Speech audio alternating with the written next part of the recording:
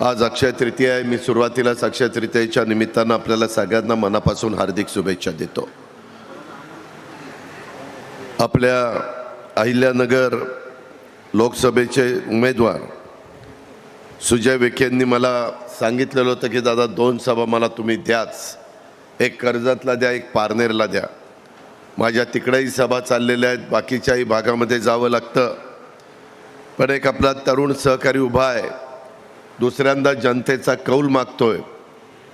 दिल्लीमध्ये केंद्रात जाऊन आपल्या भागातले केंद्राचा निधी आणण्याच्या करता प्रयत्न करतोय आणि त्याच्यामुळेच त्याच्या प्रचाराच्या निमित्तानं आज मी इथल्या मायबाप जनतेला भेटण्याच्या करता, त्यांना काही माझे विचार त्यांच्यासमोर मांडण्याच्या करता आलेलो आहे। पुण्यश्लोक अहिल्यादेवी होळकर यांचं जन्मस्थान जामखेड तालुक्यातील चौंडी येथे आणि त्यांनी केलेला अलौकिक राज्यकारभार हा शिवछत्रपतींच्या रयतेच्या राज्याच्या विचारांचा वारसा हा पुढं चालवणारा होता। त्यांच्या कार्याचं स्मरण म्हणून आम्ही महायुतीच्या सरकारनी, मग आमचे एकनाथराव शिंदे असतील, देवेंद्रजी असतील, मी असेल, माझे सगळे सहकारी असतील, पूर्वीच्या अहमदनगर जिल्ह्याचं नामांतर अहिल्यानगर करण्याचा निर्णय घेतला। मित्रांनो, शिवशाहू फुले आंबेडकरांच्या विचारावर वाटचाल करणारे आम्ही सगळे लोक आहोत। यशवंतराव चव्हाण साहेबांच्या बहुजनांच्या कल्याणाची भूमिका घेऊन आम्ही राजकारण समाजकारण करतोय। मित्रांनो, अहिल्यानगर लोकसभेच्या निवडणुकीच्या साठी 13 तारखेला मतदान आहे। उन्हाळ्याची तीव्रता फार आहे। पहिला टप्पा, दुसरा टप्पा, तिसरा टप्पा झालेला आहे, चौथा टप्पा 13 तारखेला आहे, 5वा टप्पा 20 तारखेला आपल्या राज्यातल्या सगळ्या निवडणुका संपतील, परंतु 6वा आणि 7वा टप्पा नंतर देशातल्या इतर राज्यामध्ये देखील निवडणुका होणार आहेत। आणि त्याच्यामुळं आपले विद्यमान खासदार डॉक्टर सुजय विखे हे दुसऱ्यांदा लोकसभेमध्ये जायला निघालेले आहेत। त्यांना तुमच्या आशीर्वादाची गरज आहे, त्यांना तुमच्या भरभक्कम पाठिंब्याची गरज आहे। महायुतीच्या माध्यमातून भाजपच्या कमळाच्या चिन्हावर ते निवडणूक लढवत आहेत आणि माझ्या कर्जत जामखेडच्या विकासासाठी आपल्याला त्यांना लोकसभेमध्ये पाठवल्याशिवाय पर्याय नाही। मित्रांनो, तसं पाहिलं तर राज्यात आणि देशात सहकाराची मूर्तमेढ रोवली ती पद्मश्री विठ्ठलराव विखे पाटील म्हणजे त्यांचे पंजोबा त्यांनी रोवली। आणि त्याच्यानंतर कशा पद्धतीने संपूर्ण राज्यात सहकारी साखर कारखानदारी वाढीला लागली, त्याच्यातनं तुमच्या माझ्या भागामध्ये आर्थिक सुबत्ता आली, काही लोकांना कारखाने नाही चालवायला आले, हा विषय अलायदा आहे, मी त्या खोलामध्ये जात नाही, परंतु अनेकांनी उत्तम कारखाने चालवले, शिक्षण संस्था काढल्या, गोरगरीब जनतेला त्यांच्या मुलांना मुलींना चांगल्या प्रकारचं शिक्षण देण्याच्या करता प्रयत्न केले, कष्ट घेतले, त्यामुळे आज महाराष्ट्रातलं चित्र आपल्याला वेगळं पाहायला मिळतं आहे। परंतु इथं आपल्याला थांबायचं नाही, आपल्याला अजून पुढे जायचं आहे। देशातलं एक प्रगत राज्य, शिवशाहू फुले आंबेडकरांचा वारसा पुढे घेऊन जाणारं राज्य म्हणून तुमच्या माझ्या राज्याची ओळख त्या ठिकाणी झाली पाहिजे। माझी आपल्याला विनंती आहे, मागच्या काळामध्ये मी वेगळ्या भूमिकेतनं तुमच्यासमोर आलेलो होतो। आज राष्ट्रवादी काँग्रेस पक्षाच्या 80% आमदारांनी आणि आमच्या पदाधिकाऱ्यांनी त्या बाबतीमध्ये महायुतीमध्ये जाण्याचा निर्णय घेतला। त्यामध्ये आम्ही पवारसाहेबांना सांगितलं, पवारसाहेबांनी पण सांगितलं की ठीक आहे, तुम्ही चर्चा करा, परंतु सातत्याने त्याच्यामध्ये बदल होतात आणि त्याच्यामुळं आमच्यासारखा कार्यकर्ता बुचकाळ्यामध्ये पडतो। सुरुवातीपासूनची हिस्ट्री बघितली तर तेच चित्र आपल्याला सगळ्यांना पाहायला मिळेल। त्या खोलामध्ये मी जात नाही, कारण त्याला वेळ फार लागेल। पण मित्रांनो, कधी आम्ही वडीलधाऱ्यांचा अनादर केला नाही, वडीलधाऱ्यांना दैवत मानून आम्ही कामं केली, परंतु वडीलधाऱ्यांनी तरी 80 वर्षाच्या पुढे गेल्यानंतर इतरांना संधी दिली पाहिजे। इतरांना संधी कधी मिळणार? त्यामध्ये राज्य सरकारमध्ये 58 वर्षाचा कामगार झाला, अधिकारी झाला की तो रिटायर होतो। IAS ऑफिसर 60 वर्षाचे झाल्यावर रिटायर होतात। राजकारणामध्ये भारतीय जनता पक्ष 75 वर्षाचे झाल्यानंतर बहुतेकांना रिटायर करतात, परंतु आमच्यामध्ये कोणी रिटायर व्हायचं नावच घेईना. आम्ही 60च्या पुढं गेलो. आम्ही किती दिवस थांबायचं? आम्ही कामात कमी आहे का? नाही. आम्ही विकास करतो का? करतो. प्रशासनावर आमची पकड आहे का? आहे. आमचा स्वतःचा बारामती तालुका कशा पद्धतीनं काय पालट केला आहे तुम्हालाही सगळ्यांना माहिती आहे. पिंपरी चिंचवड 25 वर्ष माझ्या ताब्यामध्ये होतं, माझ्या विचारांच्या लोकांच्या ताब्यामध्ये होतं. त्याचाही चेहरामोहरा बदलून एक देशातलं उत्तम शहर, बेस्ट सिटी म्हणून त्या पिंपरी चिंचवडचा नावलौकिक झाला. आज तिथली लोक देखील मनापासून त्यामध्ये आम्हाला मानतात. कालच मी श्रीरंगाप्पा बारणेंची तिथं सभा घेऊन आलो. मित्रांनो, आम्ही काम करू शकतो ना. माझ्या जिल्ह्यामध्ये देखील मी सगळ्या संस्था उत्तम पद्धतीनं चालवल्या. त्याच्यामध्ये कुठेही अडचण येऊन दिली नाही. चांगले भाव आम्ही देतो, चांगल्या दुधाच्या संस्था चालवतो, चांगल्या शिक्षण संस्था चालवतो. काम करत असताना जातीचा, पातीचा, नात्याचा, गोत्याचा विचार करत नाही. जातीय सलोखा राहावा म्हणून सर्वांना 18 पगड जाती 12 बलुतेदारांना बरोबर घेऊन जातो. यावेळेस निवडणुकीच्या निमित्तानं माझ्या पुढं एक प्रसंग आला की महादेव जानकरांना तर उमेदवारी 48 जागा दिली पाहिजे. परभणीची जागा माझ्या राष्ट्रवादीला आलेली होती. मी तिथं राजेश विटेकरला तयारी करायला सांगितलेलं होतं. तो 100% निवडून येईल अशा प्रकारची परिस्थिती होती, कारण मागच्या काळामध्ये तो थोड्या मतांनी पराभूत झालेला होता. परंतु सोशल इंजिनिअरिंग करण्याच्या करता मी देखील 2 पावलं मागे सरलो आणि तिथं महादेव जानकर साहेबांना उमेदवारी दिली आणि त्यांना निवडून आणण्याच्या करता एकनाथराव शिंदे, देवेंद्रजी, मी, आम्ही सगळ्यांनी जीवाचं रान केलं. त्याच्यामध्ये स्वतः पंतप्रधान आले. पंतप्रधानांनी सांगितलं हा माझा धाकटा भाऊ आहे म्हणजे महादेव जानकर, आणि त्यांनी सांगितलं की त्यांना निवडून द्या. शेवटी मित्रांनो, सर्वांना बरोबर घेऊन गेलं पाहिजे. ठराविक लोकांची मक्तेदारी नाही आहे. ठराविक लोकांनीच राजकारण करावं असं कुठं लिहिलेलं नाही आहे. आणि त्याच्यामुळं माझं आपल्याला सगळ्यांना सांगणं आहे की या भागामध्ये देखील एक चांगला विधानसभा मतदारसंघ या नात्याने मी या परिसरामध्ये थोडासा माझा संबंध आला. जगदंबा सहकारी साखर कारखान्याच्या निमित्तानं तो कारखाना विक्रीला निघाला. बाळासाहेब कुठे बसले? तर कुठे बसले? ह्या बाळासाहेब नाटांनी तो कारखाना पहिला विकत घेतला, परंतु त्यांना त्याचे संपूर्ण पैसे भरता आले नाही. त्यांचे काही पैसे जप्त पण केले. पुन्हा नगर जिल्हा मध्यवर्ती सहकारी बँकेने दुसरं टेंडर काढलं. दुसरंही टेंडर त्याच बाबाला मिळालं, त्यांच्याच हायेस्ट आलं. परंतु त्याच्यामध्ये पण त्यांची काही आर्थिक अडचण असेल. शेवटी सगळी सोंग करता येतात, पैशाचं सोंग नाही करता येत, आणि त्याच्यामुळं त्यांना दुसऱ्याही वेळेस तो मिळाला नाही. मग पैसे भरता आले नाही का असे काहीतरी अडचण आली. तिसऱ्या वेळेस पुन्हा टेंडर काढलं. त्याच्यामध्ये आम्ही डाऊन शुगरनी पण भरलेलं होतं, परंतु एक डायमंडवाला आहे, त्यानं गुरु कम्युनिटीवाला, त्यानं ते टेंडर भरलं 28.5 कोटी आणि त्याला तो कारखाना मिळाला. तो त्यांचं डायनॅमिक्स प्रोडक्ट ते आमच्या बारामतीमध्ये आहे. त्यांना त्या डायनॅमिक्सचे वेगवेगळ्या प्रोडक्टच्या करता साखर पाहिजे असते. मी त्यांना म्हटलं, राव ते कारखाना घेतला 800 टनाचा आणि तुम्ही काय दिवा लावणार आहे? म्हणले नाही नाही मला साखर पाहिजे. म्हणलं चालवता येतो का? नाही म्हणले आम्ही करू काहीतरी करू. कुठलं आलं काही करता आलं. पुन्हा मग माझ्याकडे आलं की दादा तुम्ही चालवायला घेता का? आम्ही एका कंपनीच्या मार्फत तो त्या ठिकाणी चालवायला घेतला.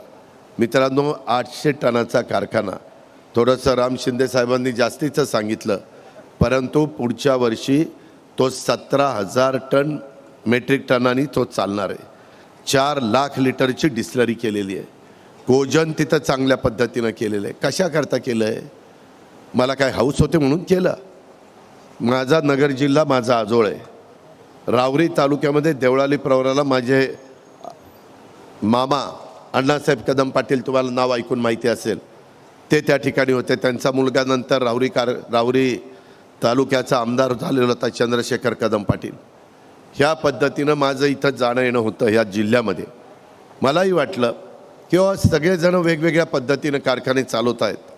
2-2, 3-3 पिढ्या त्यांच्या ताब्याचे ते कारखाने, 4-4 पिढ्या आहेत. हा कारखाना पूर्वीच्या बोर्डाला चालवता आला नाही. त्याच्यानंतर मला वाटतं ठोंबरे मला भेटले. टोमरे म्हणले दादा मी चालवायला घेतला, परंतु माझ्याच्यानेही जमलं नाही. त्याच्यामध्ये नंतर अजून काही जण पुढे यायचा प्रयत्न केला. शेवटी आपल्या अहमदनगर जिल्हा मध्यवर्ती सहकारी बँकेने विक्रीला काढला आणि त्याच्यानंतरच्या बाकीच्या घटना. मित्रांनो, तो कारखाना घेण्यामागचं कारण माझ्या जामखेड कर्जत तालुक्यातल्या शेतकऱ्यांचा ऊस वेळेमध्ये जावा. ऊसाशी आपल्या धरण आहे, उजनी धरण, त्याच्यातनं माझ्या ह्या भागामध्ये आर्थिक सुबत्ता यावी, लोकांनी त्याच्यातनं चांगल्या पद्धतीनं नवीन टेक्नॉलॉजीचा वापर करून कमी पाण्यामध्ये ठिबकच्याद्वारे त्याच्यातनं पिकं काढावी, ही माझ्यासारख्याची भावना. आणि त्याच्यातनं तिथं सुधारणा करत गेलो, लोकांनाही विश्वास बसत गेला.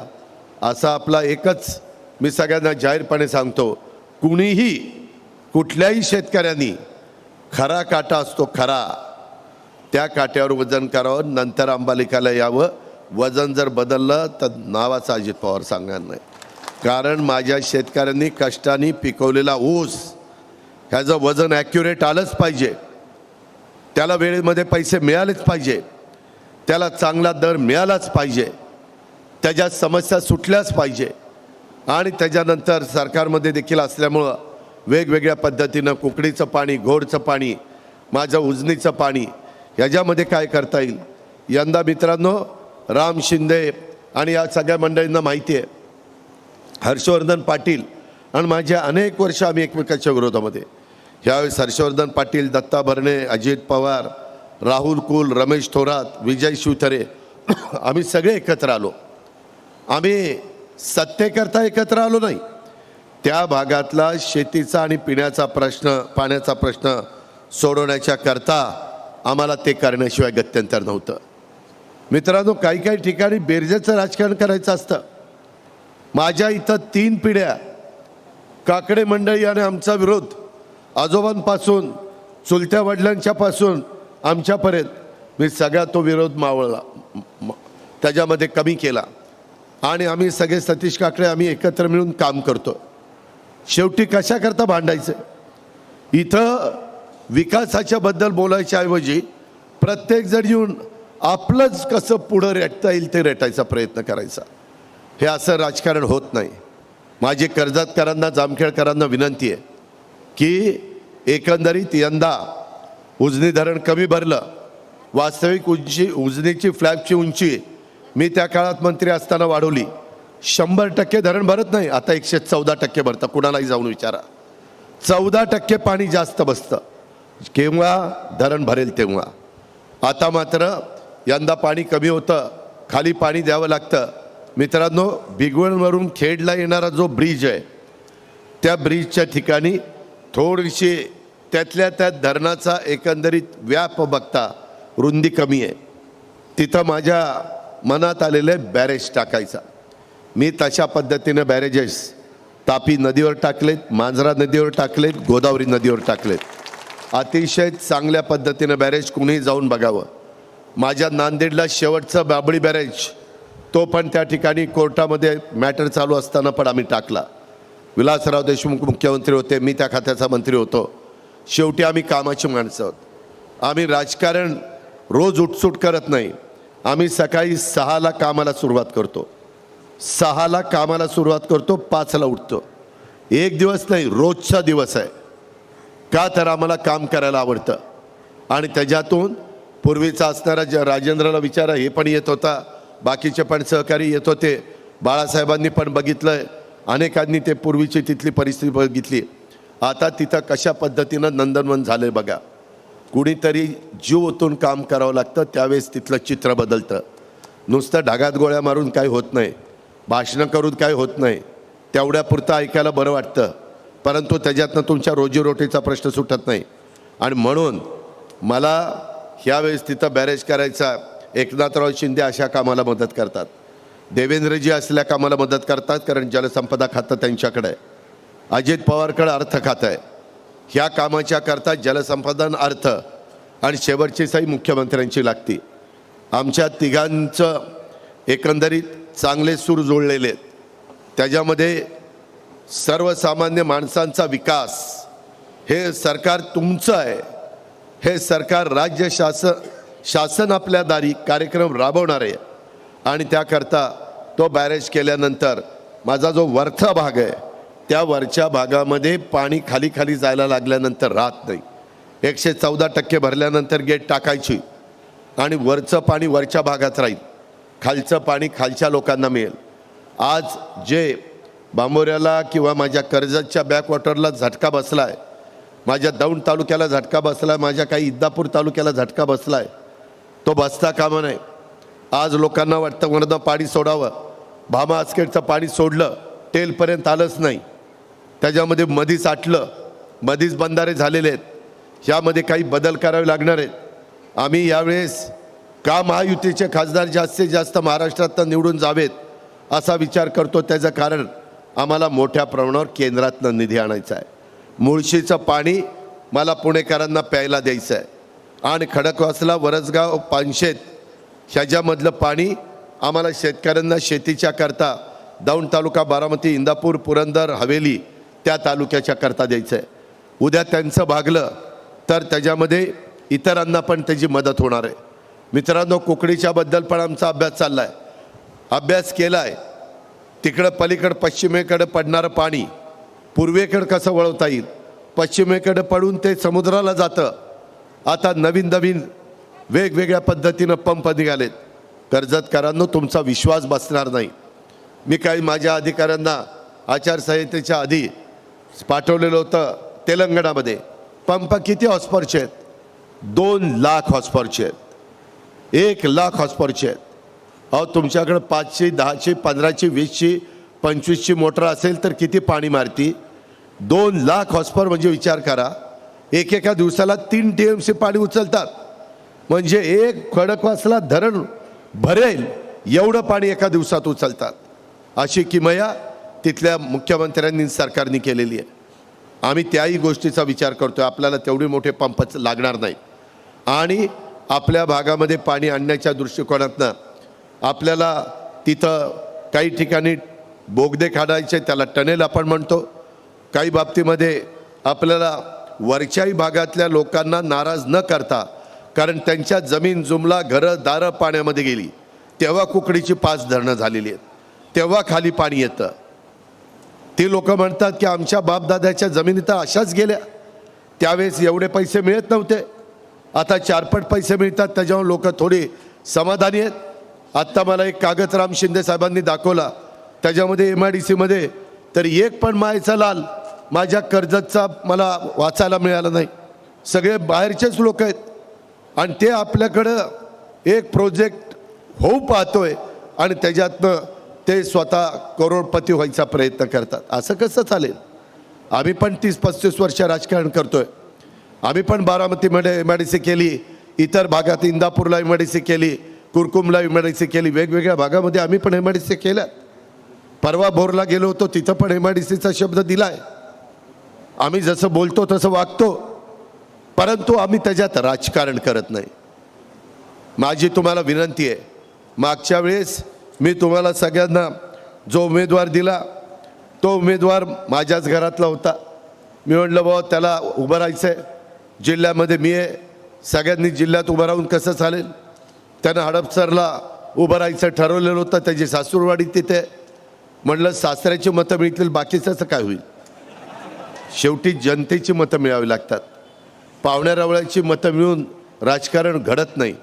शेवटचा माणूस 18 पगड जाती 12 बलुतेदारांची मतं मिळाल्यानंतर आपण निवडून येत असतो आणि मग त्याच्यातनं नंतर कर्जत तालुका निवडला गेला. इथं ऊसाचं पण क्षेत्र वाढत होतं, आम्हा लोकांचं काम पण होतं. मित्रांनो, ह्या भागामध्ये मी सरकारमध्ये गेल्यापासून अनेक प्रकारचे रस्ते राजेंद्र झाले की नाही, पहिल्या काळातले आणि नंतरच्या काळात प्रचंड रस्ते केले. त्यामध्ये रवींद्र चव्हाण असतील, बाकीचे माझे सहकारी असतील, सगळ्यांची मदत, अशोक चव्हाण असतील, सगळ्यांची मदत घेतली. कारण दळणवळण चांगल्या पद्धतीनं झाल्याशिवाय खऱ्या अर्थाने तिथं कायापालट होऊ शकत नाही. मित्रांनो, बरेच जण माझ्या पुणे जिल्ह्यातनं येऊन माझ्या कर्जत तालुक्याच्या परिसरामध्ये जमिनी घेत आहेत, फळबागा लावत आहेत, शेततळी करत आहेत, त्याच्यामध्ये शेतीवाडी करण्याचा प्रयत्न करत आहेत. माझी कर्जतकरांना, जामखेडकरांना हात जोडून विनंती आहे, आपल्या बाप दादाच्या जमिनी दुसऱ्याच्या घशामध्ये घालू नका. आपल्या पुढच्या पिढीच्या करता ठेवा. नाहीतर लोक म्हणतील आमच्या बापानी होतं नव्हतं तेवढं घालवलं, आता आम्हाला कुठंतरी चक्रा मारायला लावल्यात. ही वेळ तुमच्या मुलांच्यावर, तुमच्या नातवंडांच्यावर, तुमच्या पतवंडांच्यावर येऊन देता कामा नये. मित्रांनो, याकरता आपल्याला हे सगळे प्रश्न सोडवायचे आहेत आणि म्हणून त्याला निधी लागेल. राज्य सरकारचा अर्थमंत्री म्हणून माझ्या हातात 6.5 लाख कोटी रुपये वर्षाला असतात. त्याच्यातले जवळपास 3.25 ते 3.5 लाख कोटी पगाराला आणि पेन्शनला जातात. 3-3.25 लाख कोटी विकासाच्या करता आपल्याकडे राहतात. त्याच्यात चांद्यापासून बांद्यापर्यंत सगळ्यांचा विचार करावा लागतो. म्हणून केंद्राचा निधी आल्याशिवाय हे महत्त्वाचे प्रकल्प मार्गी लागणार नाही. त्याकरता केंद्राच्या विचाराचा खासदार निवडून गेला पाहिजे. म्हणून मी तुम्हाला सांगायला आलो आहे की डॉक्टर सुजय विखे उद्या निवडून गेल्यानंतर तिसऱ्यांदा देशाचे पंतप्रधान नरेंद्र मोदी साहेबांना बसवण्याच्या करता सुजयची मदत तिथं होणार आहे. इतर महायुतीच्या माझ्या खासदारांची मदत होणार आहे. परवाच मी आमच्या पुण्यामध्ये सभा झाली रेसकोर्सला, तिथं पंतप्रधान आलेले होते. आम्ही सगळ्यांनी भाषणं केली. नंतर एकनाथरावांना भाषण करायला सांगितलं. पंतप्रधान आल्यानंतर ते भाषण करणार होते. शेजारची खुर्ची मोकळी होती. मी जाऊन पंतप्रधानांच्या जवळ बसलो. काही गावाच्या गप्पा मारल्या नाही, कसं चाललंय काय चाललंय. त्याच्यामध्ये त्यांना सांगितलं, साहेब आमच्या नगर जिल्ह्यात, आमच्या पुणे जिल्ह्यामध्ये, आमच्या सोलापूर जिल्ह्यामध्ये पाण्याची फार कमतरता आहे. आमचा शेतकरी बहादर आहे. त्याला जर त्याच्या शिवारात पाणी दिलं तर काही सोनं पिकवण्याची त्याची ताकद आहे. फक्त त्याला पाणी मिळालं पाहिजे, त्याच्या शिवाराला पाणी दिलं गेलं पाहिजे. आणि मी अर्थमंत्री म्हणून गेले 7-8 वर्ष काम करतोय. परंतु माझ्या एकट्या राज्य सरकारच्या निधीतनं ही कामं होणार नाही. त्याकरता तुमचा निधी आम्हाला लागेल, तुमचा पाठिंबा आम्हाला लागेल, तुमचं सहकार्य आम्हाला लागेल. काही बाबतीमध्ये इतर काही लोकांशी चर्चा करावी लागणार आहे. टाटा धरण ब्रिटिशांच्या काळात झालं आहे.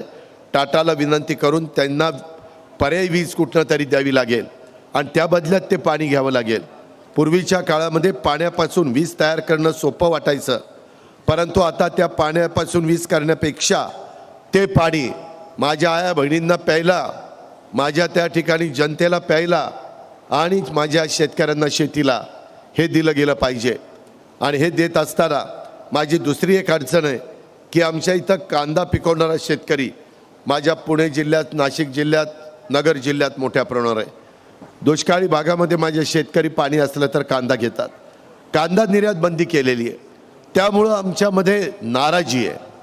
ते म्हणतात तुम्ही ज्या महायुतीच्या सरकारमध्ये, त्याच्यामध्ये केंद्रात त्यांच्याच विचाराचं सरकार आहे, का नाही सांगत तुम्ही पंतप्रधानांना. पंतप्रधानांनी ऐकलं. ते म्हणले ठीक आहे, मला ग्राहकाचा पण विचार करावा लागतो, परंतु आता शेतकऱ्यांच्या करता आपण निर्णय घेऊ. आणि मित्रांनो, 8 दिवसात त्यांनी कांदा निर्यात बंदीला परवानगी दिली. आता भाव पण कांद्याचे बऱ्यापैकी त्या ठिकाणी वाढले. वेगवेगळ्या पिकांना मदत करण्याची भूमिका ही मोदी साहेबांची आहे. जिथं केंद्र सरकार कमी पडतं तिथं आम्ही धावून जातो. आज तुमचा दुधाचा व्यवसाय, दुधाच्या व्यवसायाला भाव पडले. आम्ही 5 रुपये लिटरला द्यायचं गाईच्या दुधाला ठरवलं. आज ते पैसे तुम्हाला मिळायला लागले. मला सुजयनी सांगितलं, मला काही शेतकरी भेटले की दादा ते ऑनलाईन करावं लागतं, जरा किचकट आहे, आम्ही दूध घालतो परंतु आमचे पैसे काहींचे आले नाही. घाबरू नका, उद्याची आचारसंहिता संपू द्या. तुमचं ज्यांचं दूध राज्य सरकारला गेलेलं आहे त्यांचा पै न पै आम्ही महायुतीचं सरकार तुमच्या अकाउंटला त्या ठिकाणी टाकू. एक पैसा कुणाचा बुडवणार नाही, कारण ते काम आम्हा चौघांच्या हातात आहे. एक मुख्यमंत्री, दुसरे उपमुख्यमंत्री देवेंद्र, तिसरा उपमुख्यमंत्री अजित पवार आणि चौथे दुग्ध विकास मंत्री तुमचे पालकमंत्री राधाकृष्ण विखे पाटील. आमच्या चौघांच्याच हातात आहे. आम्ही पण शेतकऱ्यांचं प्रतिनिधित्व करतोय. आमच्या पण डेअरी आहेत, आमच्या पण पोल्ट्री आहेत. त्याच्यामुळं काय समस्या आहेत हे आम्हाला देखील समजतं. पण आचारसंहिता असल्यामुळं थोड्याशा मर्यादा पडतात. टँकर चालवायचे, चारा डेपो द्यायचे, जनावरांना मदत करायची, माझ्या दुष्काळी भागातल्या माणसाला मदत करायची. ह्याही पद्धतीनं आमच्या सगळ्यांचं काम चाललेलं आहे. मित्रांनो, तुम्हाला 3 फेज वीज मिळत नाही, हे तुमचं दुखणं आहे. म्हणून आम्ही यंदा 8.5 लाख पंप महाराष्ट्रामध्ये सोलरवर द्यायचं ठरवलेलं आहे. त्याचा पण फायदा तुम्ही घ्या. ते चांगले चालतात. रात्री मोटर चालत नाही, पण दिवस उजाडला की मोटर सुरू होती, दिवस मावळला की मोटर बंद होती. आपल्याला दिवसाच पाणी पाहिजे. रात्री अपरात्री तिथं विंचू काट्याचं कशाला जायचं? साप विंचू काटे निघतात. माझ्या जुन्नर, खेड, आंबेगाव, शिरूरला बिबटे झालेत. काल मी त्या भागामध्ये होतो. 450 बिबटे त्या 4 तालुक्यामध्ये. उसामध्ये लपायला त्यांना चांगली जागा आहे, परंतु आता ते मनुष्यावर हल्ला करायला लागलेत. आज पण सकाळी एक दुर्घटना घडली, माझ्या कानावर आली. त्याच्याबद्दलचा पण बंदोबस्त सुप्रीम कोर्टाच्या डायरेक्टिव्हचा जे काही आदेश आहेत त्यांचा आदर करून, फॉरेस्टला जो अधिकार आहे त्या अधिकाराचा वापर करून आम्ही तिथल्याही लोकांचं संरक्षण करण्याच्या बद्दलचे निर्णय त्या ठिकाणी घेतोय. ह्या पद्धतीचं सरकार आहे. मित्रांनो, आज तुमच्या कर्जत जामखेड तालुक्यामध्ये जो काही पैसा गेल्या 4.5 वर्षामध्ये आला, तो पैसा देत असताना अर्थमंत्री अजित पवार होता. अर्थमंत्री निधीचं वाटप करतात. त्यामध्ये आमदारांनी मागणी केली, परंतु मला ज्या बाबतीमध्ये निधी द्यायचा होता तो निधी तुम्हाला दिला आहे. उद्या आमदार सांगेल मी आणला, त्यानं आणलेलं नाही, माझी सही नसती तर काही झालं नसतं. देवळात जाऊन घंटा बडवत बसावं लागलं असतं. त्याच्यावर उगीच गप्पा हाणू नका. उद्याच्याला ज्याच्या ताब्यात तिजोरी असते, त्या आपण म्हणतो ना, पंगत बसल्यानंतर वाढपी ओळखीचा असल्यानंतर फायदा होतो, तशा पद्धतीनं कर्जत जामखेड आल्यानंतर मी जास्तीचा निधी द्यायचो. त्यामुळं तुमच्यामध्ये जी काही कामं झालेली आहेत ते राम शिंदेंच्या काळात काही झाले असतील, नंतर आमच्या महाविकास आघाडीच्या काळात झाले असतील, नंतर देखील महायुतीमध्ये गेल्यानंतर पण राम शिंदे साहेब, तुम्हाला माहिती आहे, मी बजेटमधनं पैसे रस्त्याच्या कामाकरता देत होतो. मी राम शिंदेंना तिथं माहिती द्यायचो की हे रस्ते मी घेतलेत. परंतु राम शिंदेंचा बोर्ड लागायच्या आधी काही जण सोशल मीडियाला एवढे पोचलेले आहेत की तिथनं ऑर्डर निघेपर्यंत ह्यांची 4-5 माणसंच कुठं कुठं कुठं कुठं ते बघतच असतात, कसं कोण हुंगत असतं, काय काय काय काय काय. तशा पद्धतीनं 4-5 माणसं ठेवली. कुठल्या डिपार्टमेंटला काय चाललं आहे, कुठं काय ऑर्डर निघाली, मिळाल्या त्या मंत्र्याला कळायच्या आत ह्यांना तिकडं खाली पाठवायची आणि सांगायचं आमदारांच्या प्रयत्नामुळं असं असं झालं. काय बोडक्याचा प्रयत्न केला, हुंगण्याचा प्रयत्न केला? हे राजकारण, मला हे असलं, मी फार स्पष्ट बोलणारा कार्यकर्ता आहे. त्याच्यामध्ये जे मी केलं आहे ते मी केलं आहे, जे मी नाही केलं ते नाही केलं आहे. ज्याला त्याचं क्रेडिट जायला पाहिजे ते गेलं पाहिजे. मित्रांनो, MIDCच्या बाबतीमध्ये तरुण तरुणींच्या भावना फार तीव्र आहेत. त्यांच्या हाताला काम दिल्याशिवाय त्यांचं उद्याचं भवितव्य उज्ज्वल होऊ शकत नाही. आणि म्हणून माझी तुम्हाला विनंती आहे की त्याही बाबतीमध्ये पाठीमागं तर महाविकास आघाडीच्या काळात सुभाष देसाई उद्योगमंत्री होते, तरी देखील 2.5 वर्षात सुभाष देसाईंच्याकडनं तुमच्या आमदाराला MIDC करता आली नाही. त्याचं उत्तर दे म्हणावं. 2.5 वर्ष उद्धव ठाकरे, अजित पवार उपमुख्यमंत्री होते, परंतु जसं आमचा उदय सामंत आता इंडस्ट्री मिनिस्टर आहे तसे सुभाष देसाई होते. का नाही केली इंडस्ट्री? कोणी थांबवलं होतं? तेव्हा तर राम शिंदेचा प्रश्नच नव्हता, कारण ते विरोधी पक्षामध्ये होते. सुजयचा प्रश्न नव्हता, तोही त्या ठिकाणी विरोधी पक्षाचा खासदार होता. मग का नाही झालं? त्याचं उत्तर दिलं पाहिजे ना. मगाशी कोणतरी बोललं, मला वाटतं बाळासाहेब बोलले की दादा ते लयच बोलायला लागले. अरे काही जण, आम्ही राजकारणात आल्यानंतर 15 वर्ष झाली.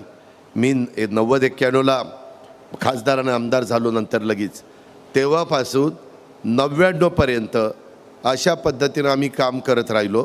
आणि 2004ला 15 वर्ष झाल्यावर थोडं राज्याच्या राजकारणामध्ये लक्ष द्यायला लावलं. परंतु काहींना एवढी घाई झाली, पहिल्याच टर्मला त्यांना राज्याचा नेता व्हायचं, राज्याचा नेता. अरे बाकीकडं मागं बघ काय चाललंय काय नाही, कोण आपल्याबरोबर आहे कोण नाही. पुढं निघालं मागं सगळं मोकळं असलं तर कोणी विचारत नाही. आज माझ्याबरोबर 80% आमदार आहेत म्हणून आम्हाला काहीतरी समाजात किंमत आहे, नाहीतर तू लढ मी कपडे सांभाळतो, काय त्याला अर्थ आहे? याला काही अर्थ नसतो. मित्रांनो, भावनिक होऊ नका. भावनिक होऊन प्रश्न सुटत नाही. आज देखील समोर सुजयचा जो उभा आहे त्यांना पण मी गेले 4.5 वर्ष निधी देण्याचं काम केलं. जो काही निधी आला त्याला आम्हीच कारणीभूत आहे. पण एकदम अचानक म्हटलं अरे चाललंय बरं, कुठं काही नादी लागतोय. नाही नाही दादा मी नाही माझ्या बायकोला बघतोय. आणि असं केलं आणि त्याला नंतर बाकीच्यांनी नादवला. ती पट्टा स्वतःच लोकसभेलाच उभा राहिला.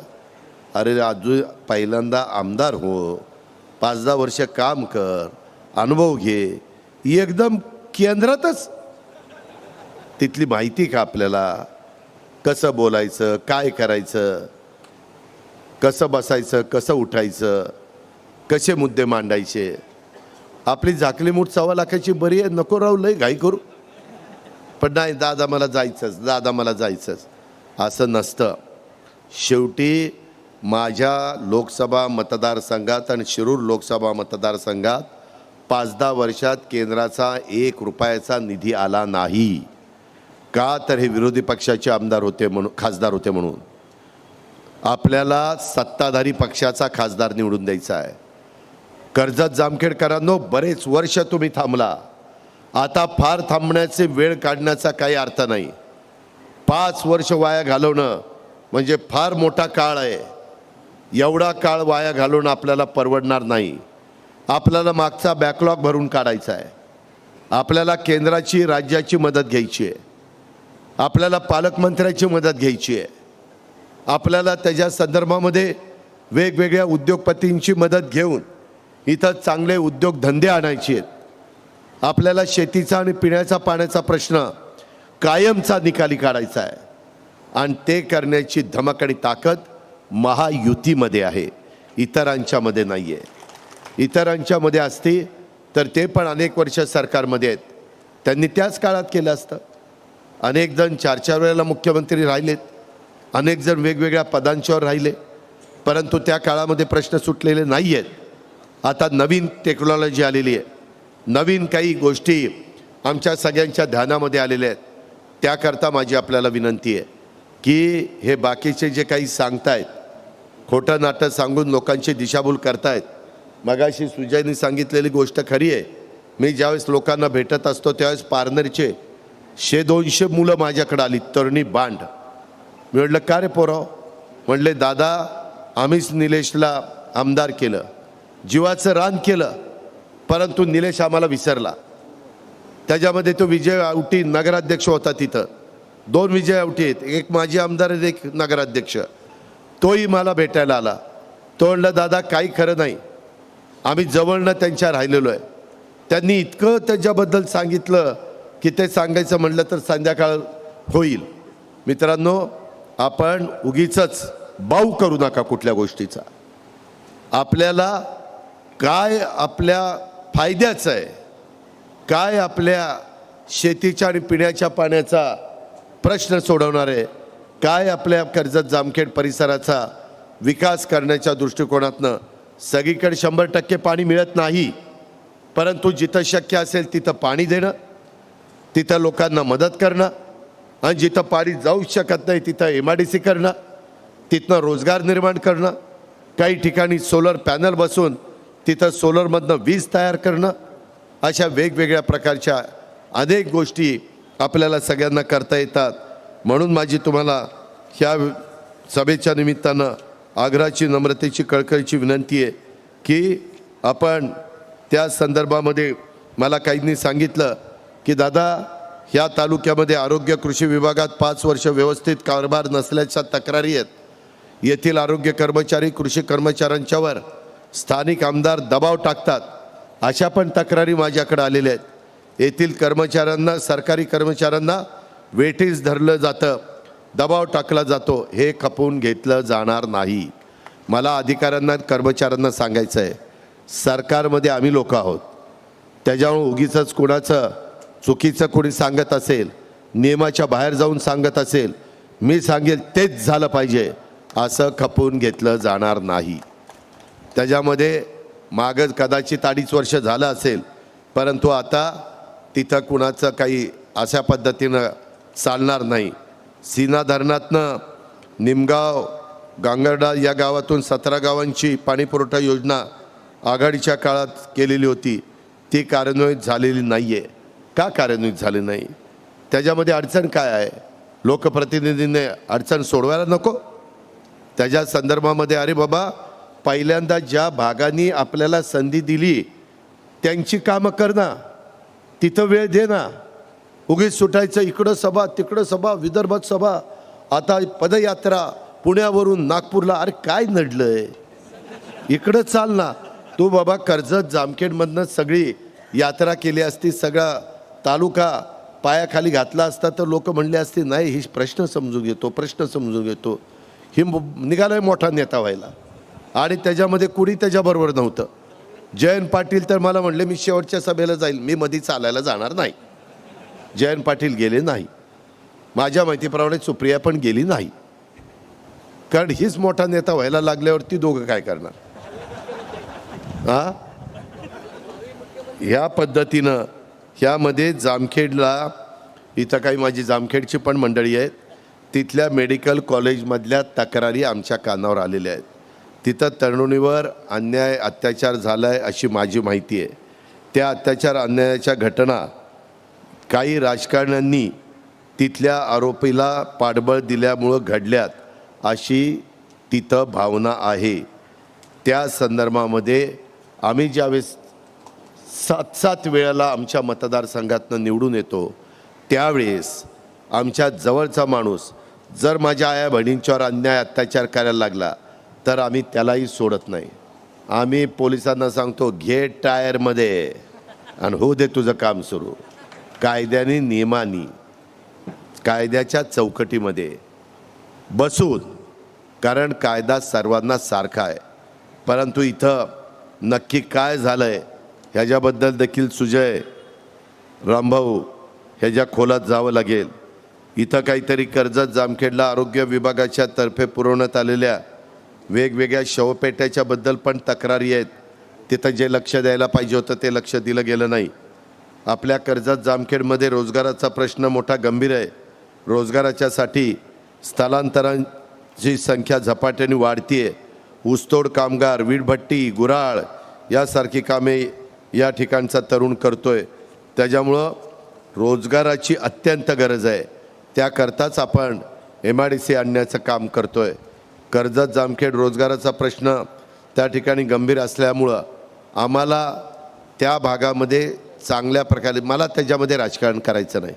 माझ्या कर्जत जामखेडमध्ये MIDC यावी हाच त्याच्या पाठीमागचा आमचा सगळ्यांचा दृष्टिकोन आहे. इथं कर्जत तालुक्यातील ST डेपोचा प्रश्न अनेक वर्षापासून प्रलंबित आहे. 20-25 वर्षापासून रखडला आहे.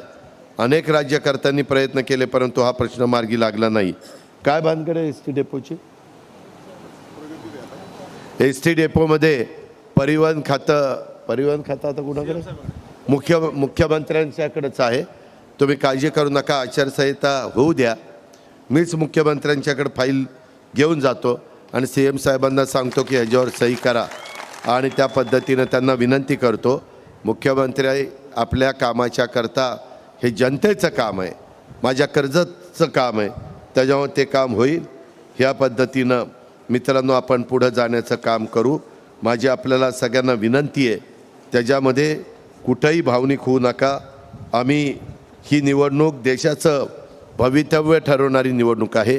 देशाचं सामर्थ्य वाढवण्यासाठी, देशाच्या विकासासाठी, आपल्या गेल्या 10 वर्षात जो विकास झालेला आहे तो मोदींच्या नेतृत्वाखाली देशामध्ये झालेला आहे, आणि अशाच पद्धतीनं अजून जोरात विकास आपल्याला करायचा आहे. त्यासाठी ही निवडणूक आपल्या सगळ्यांच्या दृष्टीनं महत्त्वाची आहे. लोककल्याणाचा विचार करणाऱ्या पंतप्रधान मोदींच्यासाठी आपल्याला मतदान करायचं आहे, हे आपण सगळ्यांनी लक्षामध्ये घेतलं पाहिजे. हा विचार मनामध्ये ठेवून 13 तारखेला मतदानाला जाल त्यावेळेस मशीनमध्ये वर्ण 3 नंबर मशीनमध्ये वर्ण 3 नंबरला डॉक्टर सुजय राधाकृष्ण विखे असं नाव आहे. त्याच्यासमोर कमळ आहे. त्या कमळाच्या समोरचं बटन आपल्याला दाबायचं आहे.